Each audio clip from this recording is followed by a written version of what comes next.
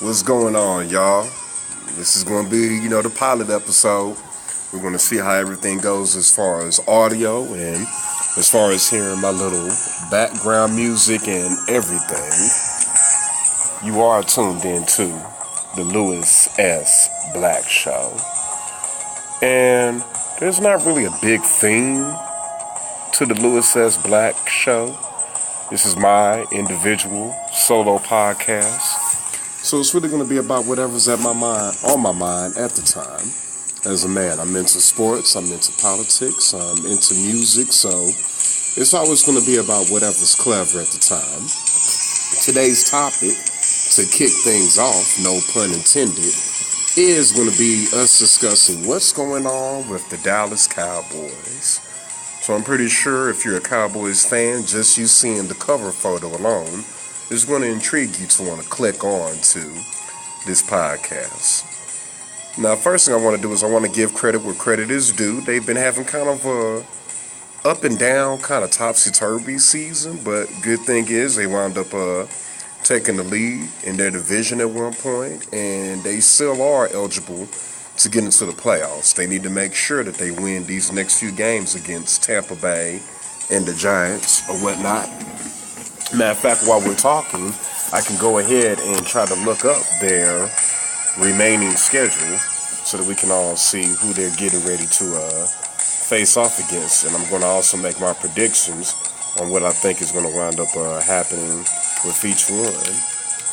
Dallas Cowboys remaining schedule. Alright. Yeah, they got the Bucks and they got the Giants.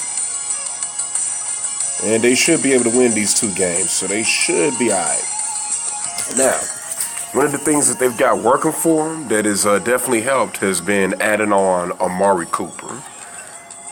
Bringing on Amari Cooper basically filled the void for them releasing Dez Bryant. They tried to do the whole thing of having wide receivers by committee and just having a whole bunch of mediocre receivers and leaning on them, and that just wasn't working. So with them getting Amari Cooper, it was having that big, tall, dominant, hardcore receiver that can get those difficult passes and run after the catch. That's something that Dez Bryant was good at, which was if he got it and you can pop him, whatever. But if you let Dez get the ball and you give him a little bit of slack, it's off to the races. And it's the same thing with Amari Cooper. So we're good on that. Dak has been okay. But I'm going to say part of it is we've been having problems with our offensive line. The offensive line that we've got right now is okay. They could be better, man. We've been missing some people due to injuries, so it just hasn't been consistent. So I think one of the things that we should focus on in the off season is rebuilding that line, making sure that we have the best protection for Dak, because Dak is cool. Dak is never going to be a legend or anything like that. I don't even think that Dak is as good as, say, Cam Newton. But Dak can get the job done if you give him enough time in the pocket to make his reads and make his drops. So they definitely need to focus on that line. Everything is good as far as our running backs. Zeke is having a phenomenal season. He's literally jumping over people. So he's definitely doing his thing. So as far as the offense, on the off season, we need to focus on that offensive line, and we need to make sure that we get some more receivers. Maybe swap out who we've got, figure out who has been cutting it. Because right now, the only ones that I can ever really feel like I can rely on is my boy Measly Beasley and Amari Cooper. Other than that, we need some more solid wide receivers that we can depend on to make the wide receiving game that much more effective. And that's really it. Defense, man, when they finally say, if it ain't broke, don't try to fix it, the defense has finally gotten to where I wanted it to be. The secondary is doing good. One of our boys in the secondary, I forgot his name, number 31, he just got elected to the Pro Bowl. He's been shutting things down, man. So we're doing good in the secondary. We are doing excellent at linebacker. And we are doing excellent on the defensive front end. I mean, minus that blowout that the coach put on us, just to show you that anybody can get it on any given Sunday. Other than that, we've been doing very, very phenomenal on defense. It's just sometimes our defense winds up giving the ball back, and then our offense is not converting. And we, like I said, we've been doing real good since Amari came through. So wide receivers and offensive line, and we're going to be good. Next thing is there needs to be some coaching changes. Whoever's coaching the defense, oh boy, he's doing good. So obviously he's got some job security. But everybody else is kind of up for grabs, man. Everybody else on the offense, like Jason Garrett, his job is on the line. For real.